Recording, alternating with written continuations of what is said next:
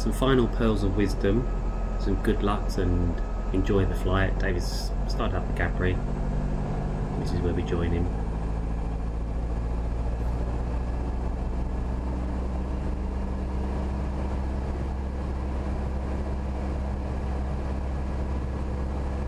So it's just waiting for the rotor system to fully engage, clutch light out. Just doing some ignition checks now.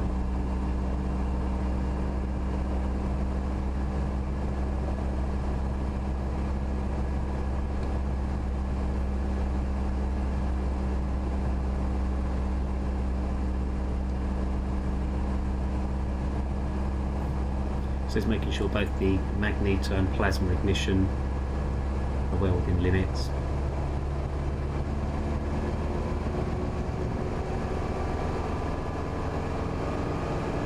Looks like it's taking the RPM up to flight idle in the green band, so you can then check the low rotor warning system. I've just done the carbon check, of course.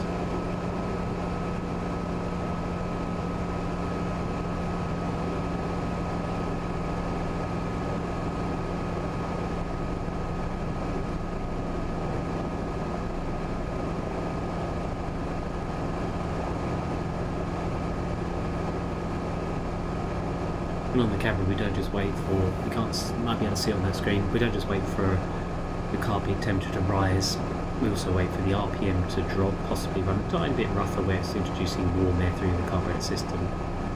And also on the screen in the bottom left corner there's they call them the bricks, there's 4 bricks going to appear to give you an idea of just how hard the car peak's working, so we wait till we get at least one of those on there. A, to make sure it's working, and B, to have melted any ice that may have formed in the carburetor system. So there he is, he's now just checking the low rotor warning, lights and horn, and that the engine idles after splitting away, so the spark clutch works okay.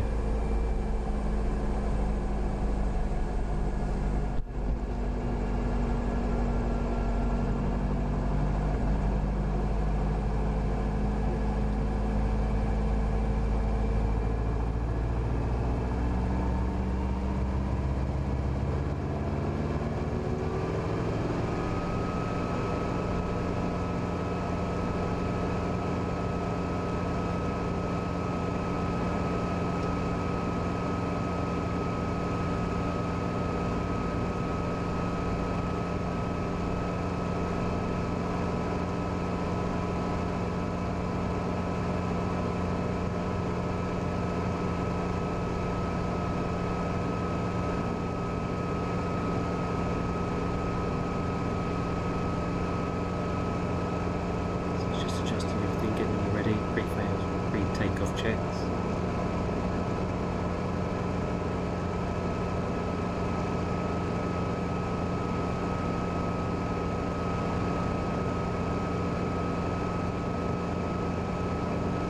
It's like he's speaking to the tower now, letting them know he's ready to lift.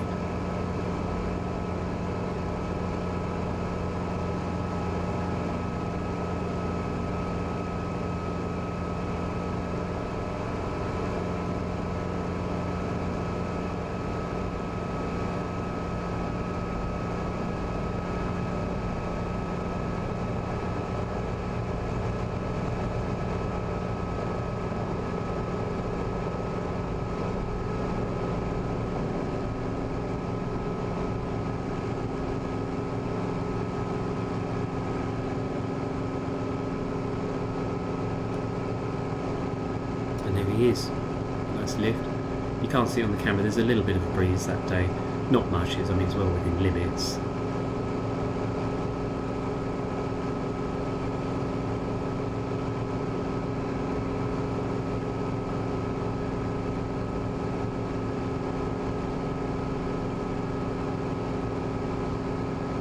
You see by the wool on the screen, flapping across to the right, wind's coming from the left. So it's crosswind at the moment.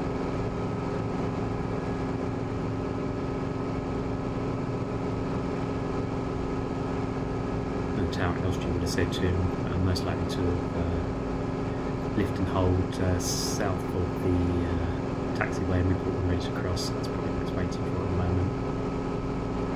It was a nice day, a busy day, so we may be waiting a little while to get across.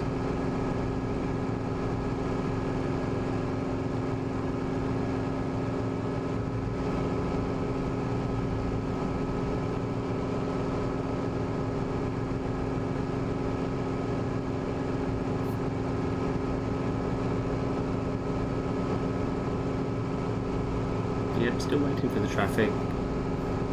So to cope with that crosswind, we'll be displacing the cycling a little bit more to the left.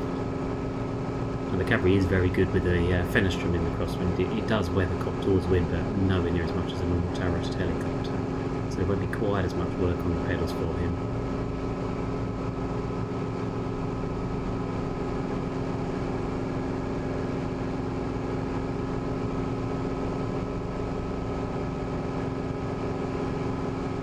See David looking both ways, because even though it's not a clearance at Elstree being a flight formation service, but it's an instruction to sort of taxi across, so it's still prudent to look.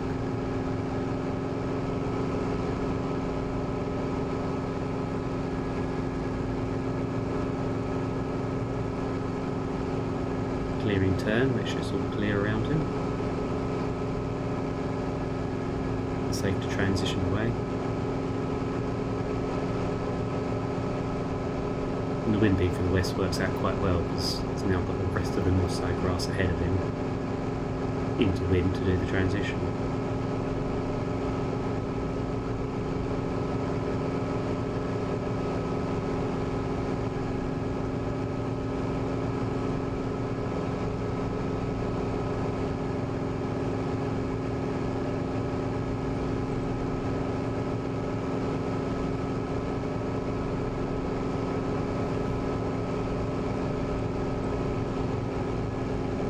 Goes.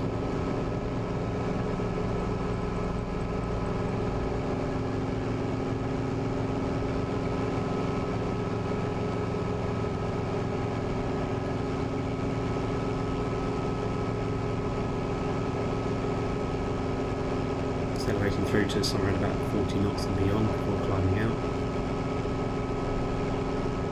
That keeps us outside the high velocity diagram, especially as a solo pilot.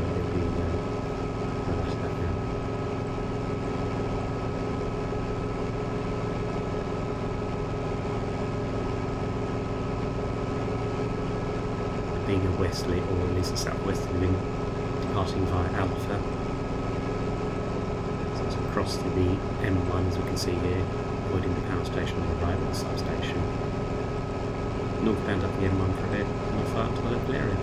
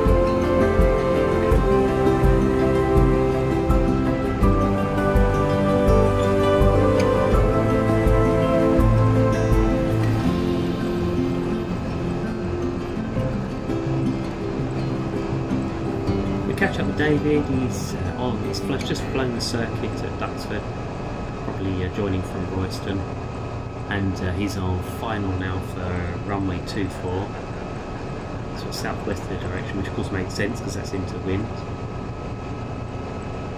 We've got a couple of runways at Duxford. Right hand one is grass in this direction, right hand one is grass, and the left hand one is the long tarmac.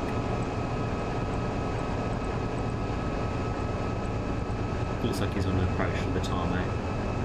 You'll see the M11 motorway in a moment when it crosses over.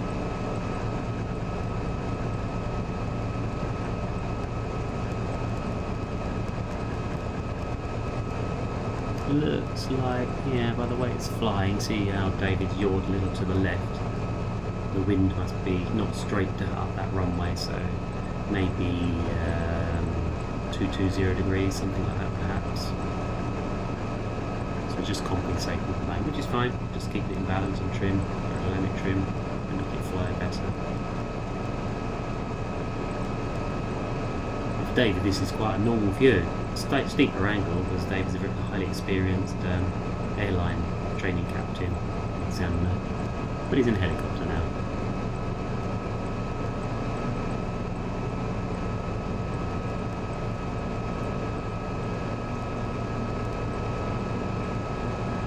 And he'll just turn it into a bit of a hover taxi and then vacate the runway off to parking.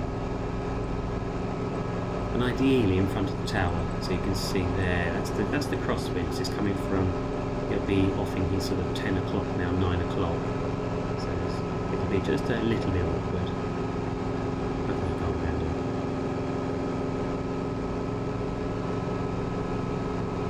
And ideally park in front of the tower, so it's still keeping it traditional and get a qualifying cross-country certificate signed. Although now it's apparently not an actual requirement, but it's a nice thing to have. And it also gives a chance for the tower staff, the air traffic control, if you will, to make some comments on their airmanship, type of land or quality of landing, those sorts of things. So it's good. So it's just crossing the, there it is, the grass runway. You can just about see the markings off out that right window. Some of the old planes there much prefer landing on the grass than the tarmac.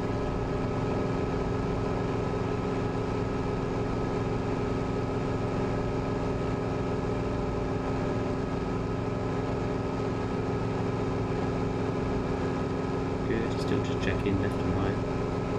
Looking out, best place to park, up close. Where the wind is. So you see you're around to the right now, we prefer you onto the right.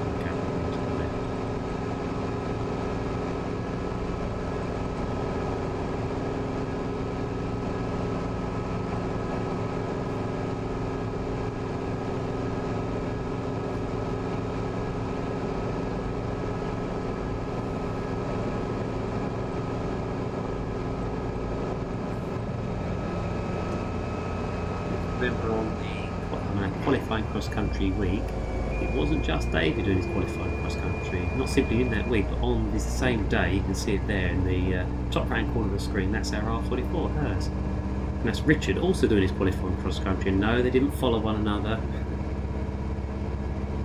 You can see Richard's arrived before David, and it wasn't a race either, although I think I saw Richard just running there to try and get his certificate signed.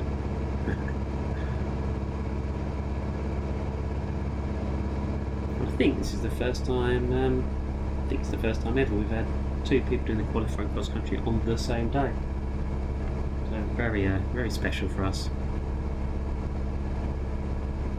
Now, well done, David. Successful landing at Duxford, shutting down.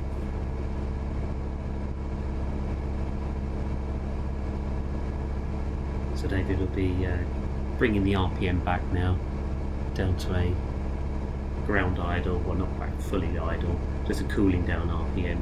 If you run the engines too slow, the cooling fan on the engine isn't very efficient, so it will take even longer for it to cool down. It might not even, to be fair, even manage to cool down properly. So we run them around to sort of the rotor RPM 420 to 450.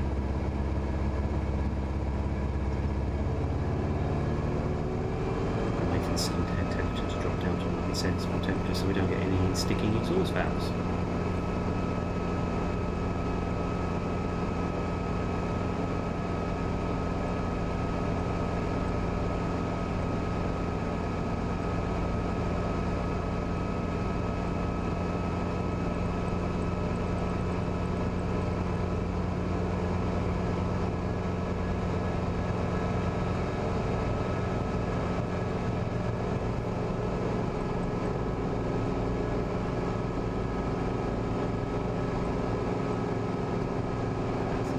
May have seen already, for those with a keen eye, got to back up to flight idle because it's been asked to reposition. I think it was.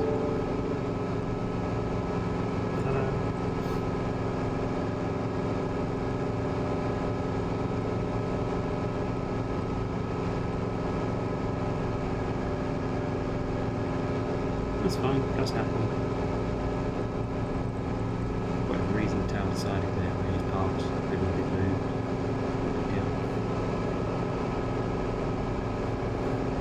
Yeah, it gives us a benefit of a picture of HERZ in through the screen.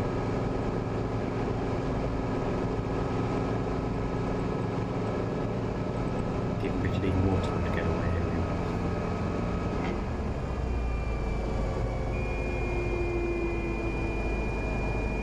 It's the same process, you can see him winding the RPM down, back down to that cooling speed.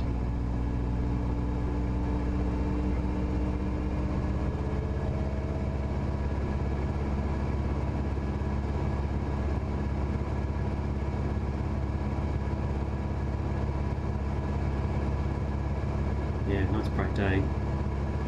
So Dave opts, as you can see, to wear a cap to help keep the sun out of his eyes.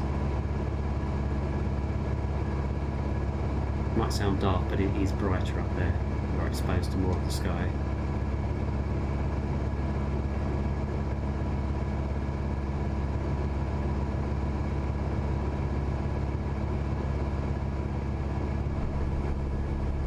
A bit of ventilation.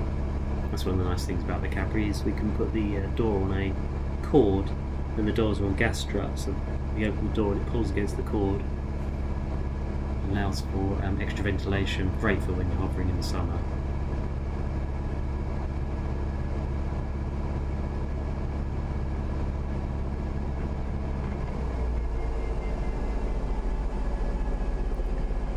So it looks like he's had the cool down, yeah, probably disengaging the clutch, that's where his hand is at the moment on the switch. So if you see a little yellow light come on down there, then yeah, he's just flicked the clutch switch. You might not be able to see it behind the, there's a little red cover you have to flick up first. So you might not get to see it, but certainly that's what it looks like he's just done.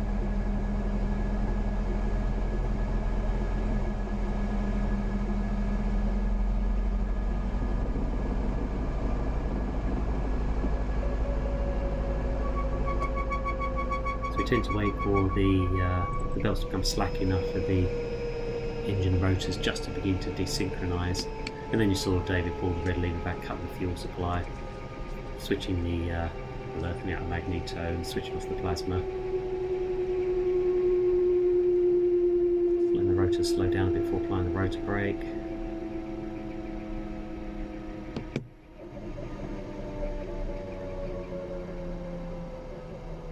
And making note of the stop time and the finished fuel.